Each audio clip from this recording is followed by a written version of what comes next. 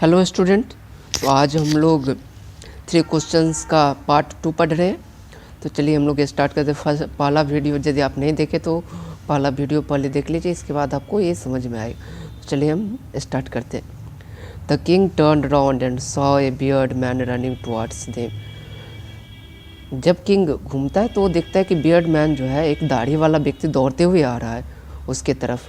His hands were pressed against his stomach, और वो अपना हाथ जो है अपने स्टोमक पे रखा हुआ है, प्रेस किया हुआ है। From which blood was flowing, जिससे कि वो ब्लड निकल रहा है। When he reached the king and fainted and fell to the ground, जब वो राजा के पास पहुंचता है तो वो अनकॉन्शियस होकर के वो गिर जाता है।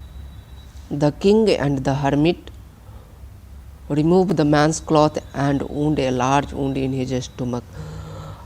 किंग और हर्मिट क्या करते हैं, उसके क्लॉथ को हटाते हैं और वो क्या पाते हैं, उसको चोट लगा है, यानी तलवार से उस पर हमला किया हुआ है। The king washed and cover it with the handkerchief and blood would not stop flowing.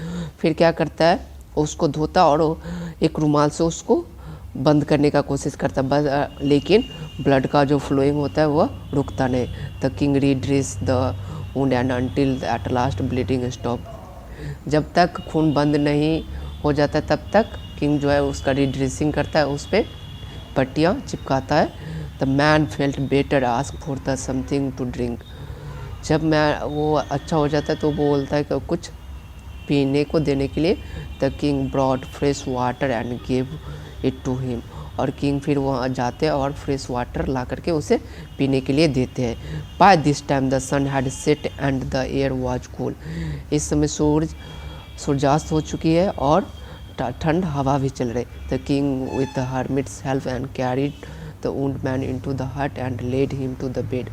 और हर्मिट्स और किंग क्या करते हैं, उसको कैरी करके झोपड़ी के अंदर ले जाते हैं और उसको बेड पे सुला देते हैं। The man close his eyes and ले क्वाइट, और मैन अपना आँख बंद करके वो फिर सो जाते हैं कुछ देर के लिए।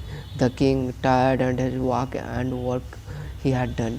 और जो राजा था वो भर दिन जो काम किया था और ये जो काम किया उससे वो क्या हो थक चुका रहता है, वो भी क्या होता है, सो जाते हैं ग्राउंड फ्लोर पे।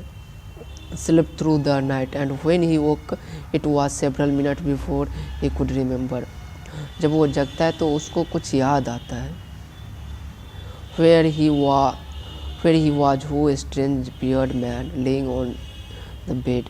फिर ये इसके दिमाग में कुछ आइडिया, ये जो बियर्ड मैन कौन है, कहाँ से आया है।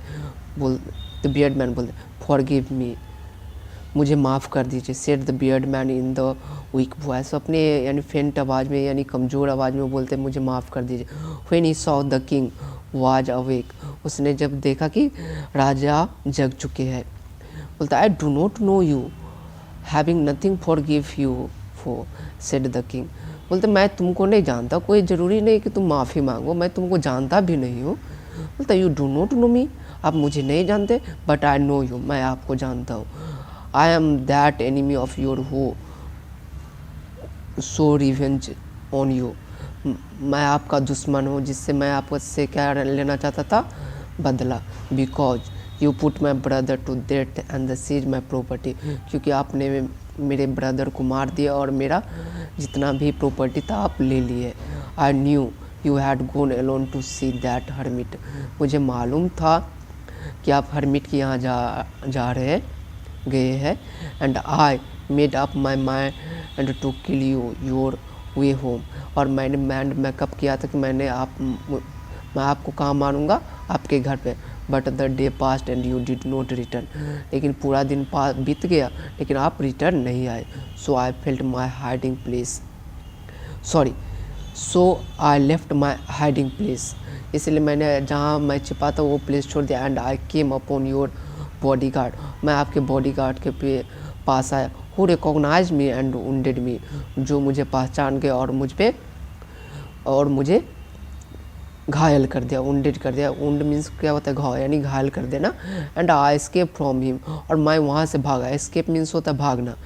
आई escape from him but I should have died if you had not dress up my wound, यदि आप मुझे ड्रेस नहीं करते मेरे घाव के तो मैं क्या हो जाता, मैं मर जाता।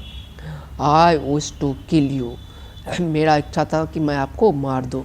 You have saved me life, लेकिन आपने मेरे लाइफ को क्या किया, बचाया। No I live, if I live, यदि मैं जिंदा रहता हूँ, I will serve you most faithful servant and will order you my son to do so the same forgive me. यदि मैं जिंदा रहा तो मैं आपका एक फेथफुल नौकर बन जाऊंगा और मैं अपने बेटा को भी बोलूँगा यही काम करने के लिए, कृपया मुझे माफ़ कर दे, forgive me. The king was very happy, so made peace with the enemy so easily. और किंग ये जो अपने एनिमी के साथ ये जो बर्ताव देखे, यानी उसका कहना जो उसको अच्छा लगा, उससे राजा बहुत खुश हुए। And have on him over A friends, और उसको कैसे जीतेला, एक दोस्त के रूप में। And he not only forgave him but said he would send him servant and his own doctor to look after him।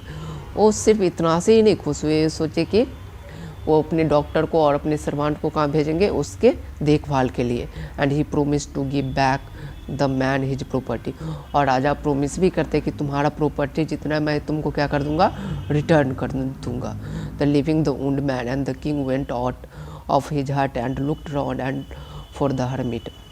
और जब वो उंडमैन यानी घायल व्यक्ति चले जाते तो राजा घर से बाहर निकलते और हर्मिट की तरफ देखते। Before going away he wished once more to get answer his question, और वो जाने से पहले उसके दिमाग में फिर आया कि मैं एक बार फिर से क्वेश्चन के लिए यानी उस हर्मिट से आंसर जानने का कोशिश करूँ।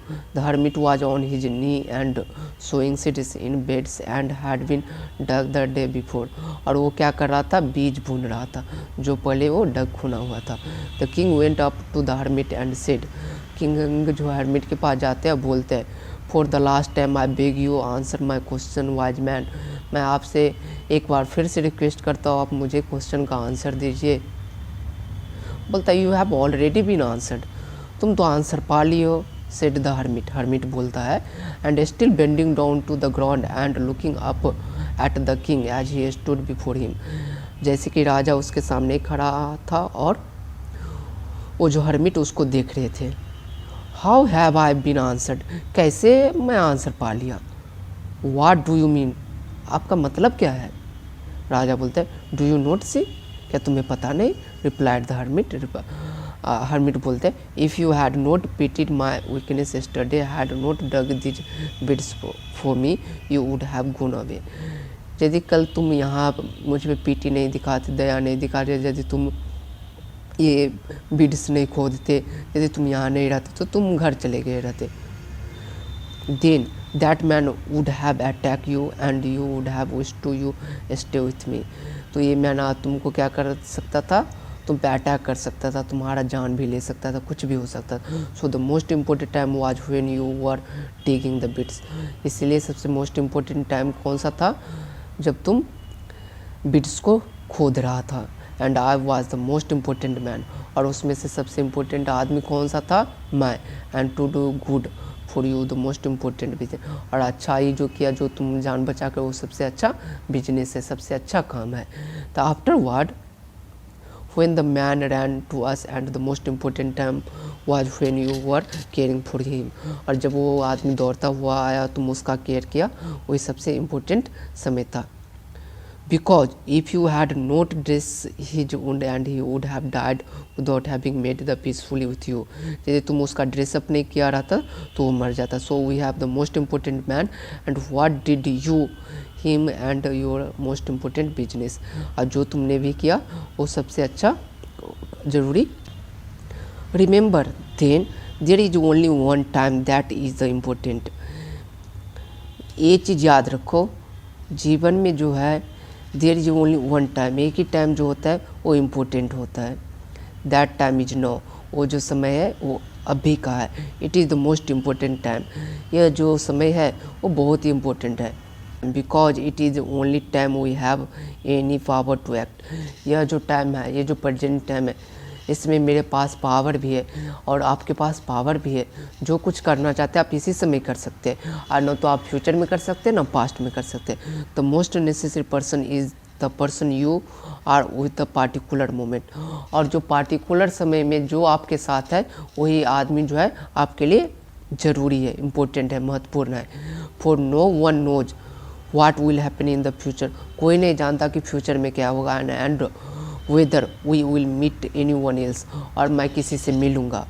The most important business is to do the person good, और सबसे अच्छा काम है कि आप किसी के लिए अच्छा ही करें। Because we were sent into the world for the purpose alone, और हम लोग जिस दुनिया में भेजे गए हम मदद करने के लिए, दैट एंड यानी we must be helpful person. तो चलिए हम लोग आगे वाला जो भाग होगा उसमें हम क्वेश्चन आंसर कर लेंगे। यदि आपको ये वीडियो पसंद आया तो लाइक, सब्सक्राइब एंड कमेंट ज़रूर कीजिए। Thank you.